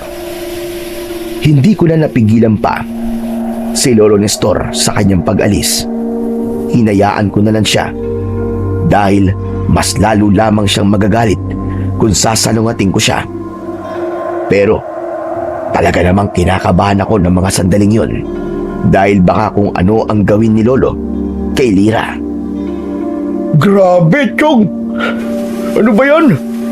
Parang sasabog ang utak ko sa dami na nalaman ko ngayong gabi. Ngayon ay alam ko na kung bakit walang sumasalakay na aswang dito sa baryo natin. Pero, Chong, bakit mo naman ipinagkatiwala kay Lira ang ganong napaka-importanteng bagay? Pwede ba, Berto? Huwag muna natin pag-usapan ng masama si Lira. Hindi pa naman tayo sigurado kung siya nga ba talaga ang kumuha ng bote. Hindi ba sabi mo, siya lang naman ang kasama mo kanina? Di malamang, siya lang ang pwedeng kumuha nun. Pambira ka naman, oo. Huwag kagad kayo mambibintang. Paano kung nung nawalan ako ng malay, may ibang dumating at yun ang kumuha ng bote? Sige nga. Tapos dinuot niya si Lira. Paano kung nasa pangalib siya ngayon? Sige nga, di mo ba naiisip yun? Ewan ko sa'yo, Tol. Mukhang masyado ka na nabulag ni Lira. Kasi kahit malinaw na siya ang kumuha ng bote, pinagtatanggol mo pa rin siya. Pero, hindi mo ba naisip, nung nalaman niya na apo ka ni Lolo Nestor, ay talagang nakipaglapit siya sa'yo? Chong, eto pagdugtong-dugtongin mo ang mga pangyayari. Alam ko matalino kang tao, Chong. Hindi. Hindi ko talaga nakikitang magagawa kong lokohin ni Lira. Hindi mangyayari yun, Chong. May tiwala ako sa kanya. Malaking tiwala ako sa kanya. Ano bang hindi magagawa? Ginawa na nga niya eh. Wala na yung bote. Yung pagsisinungaling niya kung saan siya nakatira. Hindi ba? Malinaw na panloloko yun. Ano ka ba naman? Mag-isip ka naman. Gamitin mo yung utak mo. Natigilan at napaisip ako sa sinabing yun ni Berto. Para akong natauhan. Alam ko sa sarili ko na hindi ko matatanggap ang panloloko ni Lira sa akin. Kahit kaunti ay umasa ako na mali kaming lahat ng iniisip sa kanya. Hindi ko alam, pero naisuksok ko ang isa kong kamay sa bulsa sa likod ng aking pantalon. Nagtaka ako nang may nahawakan ako roon na isang papel. Kinuha ko ang papel at meron doong nakasulat. Tahimik ko yung binasa at nalaman ko na mula yon kay Lira. Nakalagay doon na sa oras na mabasa ko ang sulat na yon ay magpunta ko sa bukana ng aming baryo dahil nasa kanya ang isang bagay na nawawala sa akin. Ano yan, Chong? Yung papel na hawak mo, sulat ba yan? Si Lira, Berto. Sabi ko na nga ba't hindi niya ako niloko eh. Pupuntahan ko lang siya. Diyan ka lang, saglit lang. Huwag kang aalis ha. Bantayan mo muna tong bahay namin, ikaw nang bahala rito. Ha? Ano ba sinasabi mo? Hindi kita maintindihan eh. Itong sulat na to, galing to kay Lira. Inilagay niya to sa bulsa ng pantalong ko habang wala akong malay. Makikipagkita siya sa akin at sigurado ko na ibabalik niya na yung bote. Basta kapag dumating si Lolo sabihin mo na wala na siyang dapat na ipag-alala dahil kukunin ko na yung bote, okay? Huwag kang aalis dito, bantay mo yung bahay. Hindi ko na hinintay na magsalita si Berto. Nagmamadali akong lumabas ng bahay. Kahit panayan sigaw ni Berto sa pangalan ko, ay hindi ko siya pinakinggan. Halos tumakbo na ako dahil hindi na ako makapaghintay na makita si Lira. Hanggang sa nakarating na ako sa bukana ng aming baryo. Pero hindi ko nakita si Lira doon. Lumingalinga pa ako sa paligid at bagya akong nagulat nang lumabas siya mula sa likod ng isang makapal na puno. Seryoso ang mukha niya. Lalapit sana ako sa kanya pero sinabi niya na hayaan kong siya ang lumapit sa akin. Huminto si Lira ng eksakto sa arko papasok sa aming baryo. Lira, nasa iyo ba yung bote? Oo. Ito ba ang hinahanap mo? Inilahad ni Lira ang isa niyang kamay at tumambad sa akin ang boteng naglalaman ng abo ng puso ni Dumalakaw. Kukunin ko na sana yon pero mabilis niya yung inilayo sa akin. Lira, kailangan mong ibalik yan sa akin. Nagagalit na kasi si Lolo Nestor sa akin eh. Akin na, ibalik mo na yan. Hindi ka ba nagtataka kung bakit hindi ako nakakatapak sa baryo niyo, Manolo? Ha? Ano bang sinasabi mo? Bago ko sabihin sa'yo ang kasagutan, ay gusto ko munang sabihin sa'yo na lahat ng nalaman mo tungkol sa akin, lahat ng yon ay puros kasinungalingan lamang. Inimbento ko lang ang lahat ng mga kwento ko sa'yo. At nakakatawa kasi paniwalang paniwala ka sa lahat ng sinabi ko. At ngayon, Manolo, sasabihin ko na sa'yo kung bakit hindi ako pwedeng makapasok sa baryo nyo. Yun ay dahil sa laman ng boteng ito. Teka, Lira. Hindi kita maintindihan eh. Diretsahin mo na ako. Ang hina mo rin eh. Hindi pa ba malinaw sa'yo? Dahil isa akong aswang. Ako ang bunsong anak ni Dumalakaw. At sinadya ko talaga mapalapit sa'yo para malaman ko kung anong dahilan kung bakit walang aswang ang nakakapasok sa baryong ito. Hindi na kayo naawa sa tatay ko, mga hayop kayo. Pinatay niyo na nga siya. Tapos ginawa niyo pa sangkasangkapan para sa proteksyon niyo. Ngayong hawak ko ng bagay na pumipigil sa akin paghihigante. Oras na para wasakin ko ito. Sa bilis ng mga pangyayari, ay hindi ko na nagawang pigilan pa si Lira nang malakas niyang ibinalibag sa lupa ang bote. Nabasag yun at kumalat sa lupa ang abo ng puso ni Dumalakaw. Nang umiip ang hangin, ay nilipad yun sa kung saan. Isang nakakatakot na ngiti ang pinakawalan ni Lira. Tila binalot siya ng dilim at nang nawala na ang dilim na yon, ay hindi na isang magandang babae ang nakatayo sa aking harapan, kundi isang nakakatakot na aswang na may kahindik-hindik na anyo. Matatalas ang mga pangil, ganun rin ang mga kuko, at puno ng balahibo ang buong katawan. Napaatras ako. Doon na tuluyang pumasok sa utak ko na tama talaga ang aking lolo Nestor. Hindi lang basta kasabwat ng mga aswang si Lira, kundi anak pa siya ni Dumalakaw. Labis akong nasaktan nang malaman ko na pinaglaruan at niloko lamang ako ni Lira. Pero hindi ako dapat lamunin ng damdamin ko na yon.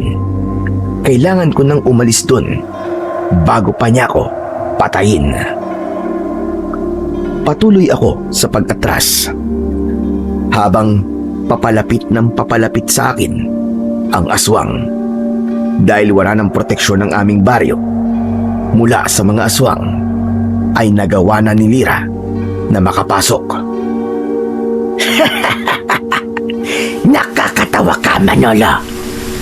Sa itsura mo ngayon, ay sigurado ko na hindi ka makapaniwala na ang babaeng tinitibok ng puso mo ay isa palang aswang. Napakadali mo kasing ginlangin. Uto-uto ka. Pasensya ka na. Kailangan lang talaga kitang gamitin para ba sa katuparan ko ang aking paghiganti sa lolo mo. At sisimulan ko yon sa pagpatay sa'yo. Biglang sumugod sa akin ang aswang na si Lira. Tatakbo sana ako, pero sa hindi inaasahang pangyayari ay natalisod ako sa isang bato. Nawalan ako ng balanse at napaupo ako sa lupa. Malakas akong napasigaw nang malapit na sa akin ang aswang. Akmang susunggaban na sana niya ako, pero biglang iniharang ni Lolo Nestor ang sarili niya. Mabilis niyang tinaga ang aswang at tinamaan ng talim ng kanyang itak ang pisngi ng aswang. Tumalon papalayo ang aswang para umiwas at galit na galit siyang tumingin kay Lolo Nestor. Hayop kang impakta ka! Narinig ko lahat ng pinag-usapan nyo. At ito sasabihin ko sa'yo. Hindi kita mapapatawad sa ginawa mong panlilinlang sa aking apo. At hindi rin kita mapapatawad sa pagpatay mo sa tatay ko. Papatayin ko muna kayo ng apo mo. At pagkatapos, ay saka ko uubusin ng lahat ng tao sa baryong ito na pinoprotektahan mo. Sa isang kisap mata ay nawala ang aswang sa aming harapan. Luminga kami pero hindi namin siya nakita. Nagpalinga-linga pa kami uli sa paligid pero wala talaga ni isang bakas ng aswang. Agad akong tumayo at inihanda ko ang aking sarili sa pakikipaglaban. Kahit wala akong gamit na sandata, hanggang sa narinig ko ang malakas na pagsigaw ni Lolo Nestor. Nagulantang ako nang nakita ko na nakadapa na si Lolo Nestor sa lupa. Duguan ang kanyang likod at nasa tabi niya ang aswang. Tinapakan ng aswang ang sugat ni Lolo Nestor sa likod at napasigaw siya ng dahil sa labis na sakit. Ngayon, alam mo na ang pakiramdam ng tatay ko bago niyo siya patayin. Ngayon, ipaparamdam ko rin sa'yo. Nagtama ang mga mata namin ni Lolo. Kahit walang salitang lumabas sa bibig niya, ay alam ko na kagad ang ibig niyang sabihin. Malakas niyang ibinato sa akin ang matalas niyang itak at nang nasalo ko yun, ay ibinato ko yun papunta sa aswang hanggang sa tumusok sa dibdib ng aswang ang itak, direkta sa kanyang puso. Gulat na gulat ang aswang sa ginawa ko na yon. Hindi ko na siya binigyan ng pagkakataon para makabawi. Mabilis akong tumakbo palapit sa aswang at hinugot ko ang itak sa kanyang katawan. Tatagain ko sana siya, ngunit nawala siya sa aking harapan. Naramdaman ko ang presensya niya sa likuran ko Mabilis akong humarap at sakto na pasugod sa akin ang aswang. Buong puwersa kong tinaga ang gilid ng kanyang leeg. Nag-iwan yon ng napakalalim na sugat hanggang sa bumulwak ang masaganang dugo mula sa kanyang sugat. Nawalan ng balanse ang aswang hanggang sa natumba siya. Lumapit ako sa kanya at nang sasaksakin ko sana siya uli, ay biglang nagbago ang kanyang anyo. Naging sinira siya. Umagos ang luha mula sa kanyang mga mata. Lira, Manolo, parang awa mo na. Huwag mo akong papatayin. Mahal na mahal kita, Manolo. Lira. Mahal na mahal din kita, Lira. Talaga, mahal mo rin ako. Nagpapatawa ka ba? E di ikaw naman ang nalinlang ko. Sa tingin mo ba maniniwala pa ako sa mga sinasabi mong lintik ka? Hindi ba sabi mo kanina ay napakadali lang akong linlangin? Pwes, sa pagkakataon na to, ipatutunayan ko na hindi mo na ako maluloko. Hungang! Walang pagdadalawang isip na itinara ko ang itak sa tapat ng puso ni Lira. Malakas siyang sumigaw at muli siyang bumalik sa pagiging aswang. Hinugot ko ang itak at hindi pa ako nakontento at muli ko yung ipinagdiinan sa kanyang dibdib, direkta sa kanyang puso, at pinaikot yun hanggang sa tumagos sa kanyang likuran. Maya-maya pa, hindi na gumagalaw ang aswang na si Lira at tuluyan ng huminto ang kanyang paghinga. Malakas ang kabog ng dibdib ko. Hindi ako makapaniwala na ganun ang mangyayari sa unang pakikipaglaban ko sa aswang at sa babae pa na minsan kong inibig at nagustuhan. Matapos kong makasiguro na patay na ang aswang, ay saka ko nilapitan ang aking lolo Nestor. Lolo Nestor, tapos na po. Wala na. Napatay ko na po ang aswang. Lo, alam nyo, nagamit ko po ang lahat ng tinuro nyo sa akin. Maraming salamat po, Lo. Patawarin niyo po ako kung naging pabaya po ako. Patawad po. Kasi po nang dahil sa akin, nawalan po ng proteksyon ng ating baryo. Pwede ba, Manolo? Mamaya ka na magdrama dyan. Sige na, dalhin mo na muna ako sa ospital, daho kang bata ka, para magamot na to sugat ko sa likod. Baka mamaya ikamatay ko pa ito. Ay, oo nga pala. Sorry po, Lo. Sandali. Huwag po kayong aalis dyan. Tatawag po ako ng tulong. Paano kung aalis dito? Hindi na nga halos ako makahiga. Bilisan mo na! At kakaltukan na kita, bata ka! Sakto na dumating naman si Berto. Nang nakita niya ang kalagayan ni Lolo Nestor, ay agad siyang humingi ng tulong. Maya-maya pa ay isang tricycle ang dumating, at yun ang aming ginamit upang dalhin si Lolo Nestor sa ospital. Makalipas ang ilang araw, ay nakalabas na rin sa wakas si Lolo sa ospital. Labis ang pagsisisi ko dahil alam kong ako ang dahilan kung bakit nawala ang proteksyon ng aming baryo laban sa mga aswang. Kung nakinig lang sana ako sa sinabi ng lolo ko at hindi ko siya sinuway, at hindi ko sana ipinaalam kay Lira ang tungkol sa sekreto na yon, ay hindi mangyayari ang bagay na to. Kaya nang dahil doon, ay nangako ko sa sarili ko na gagamitin ko ang lahat ng itinuro ni Lolo sa akin upang proteksyonan ang aming baryo.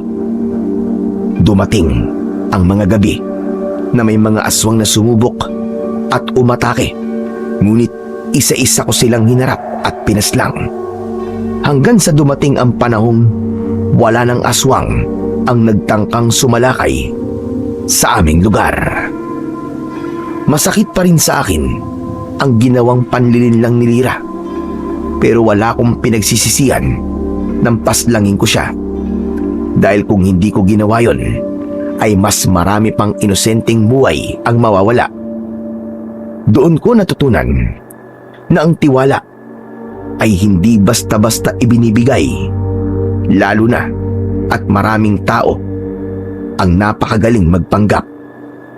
Hindi lahat ng mukhang mahina ay biktima, at hindi lahat ng nagpapakita ng malasakit ay may mabuting hangarin. Mula noon, mas pinili kong unahin ang tungkulin kesa damdamin, dahil alam kong yun lang ang paraan para manatiling ligtas ang mga taong mahalaga sa akin.